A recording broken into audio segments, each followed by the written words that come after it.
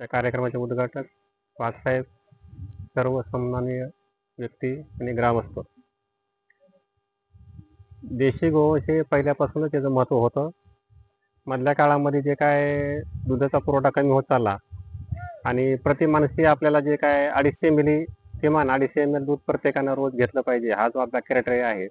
तर त्याचं दुधाचं प्रमाण आपल्या देशामध्ये कमी होत चालल्यामुळं मधल्या काळामध्ये एक संकरित जनावरं जे की जास्त दूध देणारे आहेत, कमी चारा खाऊन ते जास्त दूध उत्पन्न करतात, अशी संकल्पना आपल्या देशामध्ये आली. आणि त्यासाठी आपल्या बाहेरच्या प्रदेशातमधून होस्टेन फ्रिजियन, जर्सी गाय अशा जास्त दूध देणाऱ्या गायीचा पुरवठा आपल्या इथं झाला आणि त्याचं संकलन करून आपण या ठिकाणी त्या संकरित गायी निर्माण झाल्या. पण आज अशी परिस्थिती आली की त्या ज्या संकरित गाय आहेत त्याची रोगप्रतिकारशक्ती कमी आहे, त्याला आजार जास्त आहेत आणि त्या दुधाची क्वालिटी एवढी व्यवस्थित नाही. ते आपल्याला आता बऱ्याच वर्षानंतर आपल्याला हे लक्षात यायला लागले की ते दूध खाल्ल्यानंतर म्हणजे विविध आजार म्हणा किंवा काय असतील, किंवा आता बरेचसे लोक आपण दूध निर्माण करतो, संकरित गाईचं दूध आपण निर्माण करतो, पण घरी कोणी ते खात नाही, कारण त्याची क्वालिटी एवढी नाही किंवा त्याच्यापासून मिळणारे जे घटक जे आहेत तेवढे देशी गाईमध्ये जे आहेत ते त्याच्यामध्ये नाहीत. आता देशी गाईचं दूध इतकं महत्त्वाचं आहे की मातेच्या दुधानंतर त्याला देशी गाईच्या दुधाचं महत्त्व आहे, हे पुरातन काळापासून आहे. आणि त्याच्या बाबतीमध्ये मग त्या गाईचं दूध पुरवठा कमी असल्यामुळं मग त्याचा ते चारण्याचा खर्च असेल, ते माणसं आता अलीकडल्या काळामध्ये चारायला मिळत नाहीत, त्याचं दुधाचं 2 लिटर 3 लिटर दूध देतात अशी जी आपल्याकडे संकल्पना होती. मग त्याच्यामुळं त्यातलं दूध ह्या गाईपासून आपण थोडं साईडला गेलो आणि संकरित जनावरांचं प्रमाण आपल्याकडे वाढलं. पण आता शासनाच्या बी लक्षात आले की संकरित जनावरांचं जरी आपण दूध निर्माण केलं तरी ह्याच्यापासून दूध खाणारी संख्या फार कमी होत चालली आणि आपल्या इथं आता महाभारतामध्ये दुधाचा महापूर येण्याची शक्यता आहे. म्हणजे भरपूर दूध आपल्याकडे आहे, पण दूध लोक ते खात नाहीत कारण त्याची क्वालिटी तेवढ्या प्रमाणामध्ये नाही. तर देशी गोसंवर्धन आता प्रत्येक घराघरामध्ये हे देशी गाई आपण पाळल्या पाहिजेत. किमान एका घरामध्ये एक देशी गाय आपण त्याचा संगोपन केलं पाहिजे आणि त्याच्या दुधापासून जे आहे ते आता देशी गाईचं दूध असेल, तिचं गोमूत्र असेल, शेण असेल, हे कुठलंही वाया जात नाही. तर त्याचं जे शेण पूर्वी आपल्या इकडं कॉन्क्रीटची घरं नव्हती, सारवण्या करायचो आपण शेणानं वगैरे, तर त्या सारवण्यामुळं आणि त्याच्या त्या वास आणि त्याचं जे हे होतं तर त्याच्यामुळं आपल्याकडे आजार जे होते ना, जे काय व्हायरल इन्फेक्शन असतील, बॅक्टेरियल असतील, तर त्या वासानंच किमान ते किल होऊन जात होते आणि त्याच्यामुळं पूर्वीच्या काळी लोकांना आजार नव्हते. आता अलीकडे काय झालं की शेण सारवणं वगैरे बंद झालंय. पुन्हा गोमूत्र असेल, आता शेतीमध्ये पहिले सगळ्या रासायनिक खतं आपण कोणी वापरत नव्हतो, सगळं आपले शेणखतावर शेती आपली चालायची. आणि मग 1 वर्ष जर आपण शेणखत टाकलं तर ते 3-3 वर्षे टाकायची त्याला गरज नव्हती, 3 वर्षे 4 वर्षे ती इतकी चांगल्या क्वालिटीची शेती पिकायची. मग अलीकडल्या काळामध्ये रासायनिक खतं टाकून सुद्धा दरवर्षी टाकलं तरी ते एक ह्याची म्हणजे गॅरंटी नाही की बुवा आपलं उत्पन्न शाश्वत मिळेल त्याच्यामध्ये. आणि जरी पीक आलं तरी त्याला मग रोगराई आल्या, त्याच्या फवारण्या आल्या, केमिकलची औषधं मारणं आली.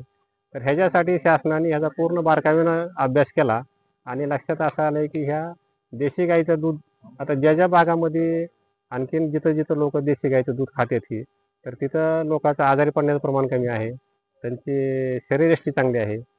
तर ह्या जेव्हा लक्षात आलं तेव्हा शासनाला असं वाटलं की ह्या देशी गाईचं आपण संवर्धन चांगल्या पद्धतीने केलं पाहिजे. कारण आपल्याकडल्या देशी गाई आहेत, आता गीर आहे उदाहरणार्थ, तर गीर सारखी गाई आपल्याकडली ऑस्ट्रेलियामध्ये ते लोक घेऊन गेले आणि तिथं आपल्या गीर गाईचा संकर करून होस्टेन फ्रिजियन आणि गीर असे संकर करून आज त्या गाईचं दूध जवळपास ते एका दिवसाचं 50-50 लिटर पण ते गाय दूध देते. मग त्याच्यामध्ये आपल्या गिरचेच 50% त्यात गुण आहेत. मग त्यांच्याकडे जे पहिल्या गायी होत्या त्याची दुधाची क्वालिटी खास नव्हती, मग त्या गीर गायीचे त्यांनी त्याला संकलन केला आणि आज त्यांनी दुधाची क्वालिटी पण मेंटेन केली आणि दूध पण त्यांना भरपूर वाढून होते. आणि आपल्याकडे अशा बऱ्याच गायी त्या गीर आहे, साहिवाल आहे, आपले देवणी गाय आहे, खिल्लार आहे. आता खिल्लारचं कसं आहे की खिल्लार आता काय काय गाय खिल्लारमध्ये आपण ओढकामासाठी किंवा शेती कामासाठी बैलाचा खिल्लारमध्ये फार मोठ्या प्रमाणात उपयोग होत होता. पण नंतरच्या काळामध्ये ट्रॅक्टरची यांत्रिकरण आलं आणि बैल पाळणं, मग त्याला माणसं मिळत नाही, ते त्याला चारण्यासाठी क्षेत्र कमी होत चाललं आणि पहिले जे असे गायरान शेती होती किंवा पडीक जमिनी ज्या होत्या त्याचं क्षेत्र आता कमी होत चालल्यामुळं लोकांना ते जनावरं कुठं सोडायचे, कुठं चारायचे, किंवा घरी बांधून ठेवले तर मग त्यांना लागणारा चारा आणि त्याचं मिळणारं आउटपुट हे कमी असल्यामुळे लोक त्याचं प्रवृत्त होत चालली. पण आता प्रत्येक घरी किमान बैलाचा जरी विचार नाही केला तरी देशी गाय हे दुधासाठी आणि आपल्या शेतीसाठी. आता तर असे काही लोक शेतकरी आहेत की एकाच देशी गायीवर 10-10 एकर शेती करणारे लोक आहेत. एका देशी गाईचं शेणमूत्र रोजचं ते गोळा करते आणि त्याच्यामुळं ते ते गोळा केलेलं आपल्या त्याचं जीवामृत बनवतात. मग त्याच्यामध्ये जीवामृत बनवताना जो तो हे आहे फॉर्म्युला आहे, तर 20 लिटर शेण आणि 10 लिटर गोमूत्र आणि 2 किलो गूळ आणि 2 किलो बेसन पीठ हे एका 500 लिटरच्या बॅरलमध्ये ते भिजू टाकायचं आणि रोज त्याला दिवसातून 2 वेळा ढवळायचं आणि 10 दिवसानंतर मग ते प्रत्येक आपलं जे पीक आहे त्याला मग आपण शोधून ड्रीप वॉटर देऊ शकतो किंवा डायरेक्ट पण आपण मगानं वगैरे त्याला आपण घालू शकतो. आणि त्या पिकाची जी क्वालिटी येते ना, तर त्याला रोगराई येत नाही, त्याला कुठला व्हायरस येत नाही आणि त्याचं मिळणारं उत्पन्न पण चांगलं येतं आणि स्वस्तामध्ये शेती त्याच्यामध्ये आपल्याला करता येते. तर ते आता जे आपण काय रासायनिक शेतीमध्ये वळवलो आहे, तर त्याला थोडं इकडं सेंद्रियमध्ये येण्यासाठी आपल्याला थोडा वेळ लागेल. तेव्हा ते चालू केल्यानंतर त्याचं ते 1-2 वर्षामध्ये 3 वर्षामध्ये रिझल्ट चांगल्या पद्धतीने येतात. आणि हे जर असं जर राहिलं रासायनिक शेतीच्या बाबतीमध्ये, तर शेती बऱ्याचशा शेती असं नापीक होत चालल्यात. तर आता इथून पुढं आपल्याला शासनाने पाहिजे लक्ष दिलं आहे आणि शासनाला असं वाटतं की प्रत्येक घरोघर देशी गाय ही निर्माण झाली पाहिजे.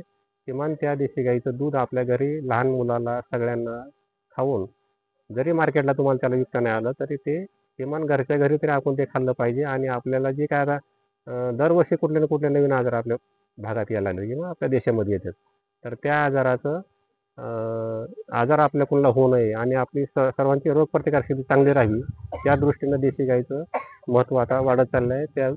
त्यासाठी प्रत्येकानं किमान एक एक देशी गाय आपण स्वतःहून पाळली पाहिजे आणि त्याचं संवर्धन केलं पाहिजे.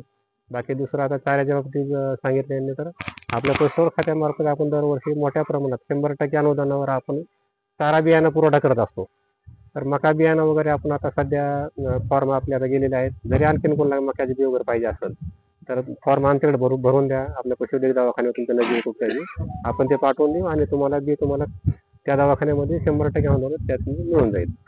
बाकी आपल्या योजना वगैरे चालू असतात रुटीनमध्ये, त्या नजीकच्या दवाखान्यामध्ये आपण विचारा, तिथं मिळतील तुम्हाला. देशी आपल्या 2 दुधाळ गाई, 2 दुधाळ म्हशी, 10 शेळी 1 बोकड अशा पण आपल्याकडे योजना आहेत. दरवर्षी त्याची ऑनलाईन पद्धतीनं फॉर्म भरले जातात आणि ऑनलाईन पद्धतीचा ड्रॉ वगैरे होतो.